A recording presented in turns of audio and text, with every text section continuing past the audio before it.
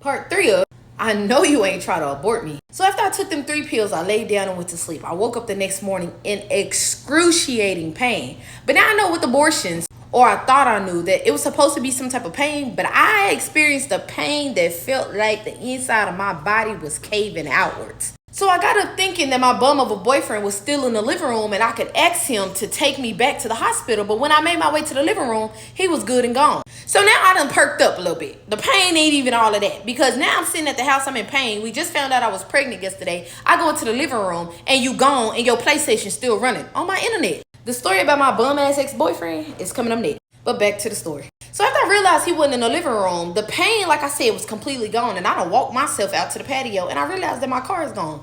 Like, where the heck are you in my car? Clearly I took this medicine and it knocked me out and you thought it was a-okay to just up and leave.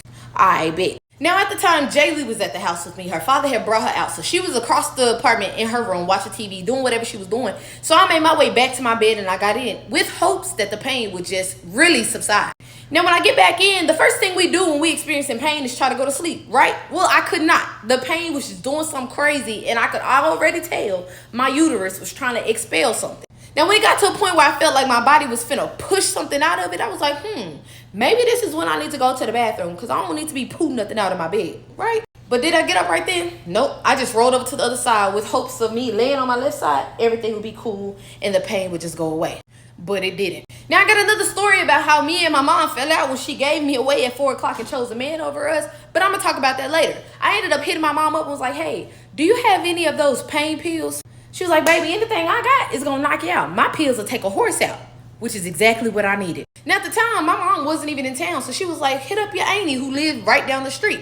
So I called. I was like, hey, sugar, do you got some pain medicine? She was like, yeah, baby, everything okay? I was like, yes, ma'am, I'm just experiencing a little bit of pain and I was just trying to see if you could bring me some medicine. She told me that she didn't have a vehicle right now and that she would bring it to me later. So I was like, all right, cool. I'm gonna just get back in the bed and I'm gonna wait it out.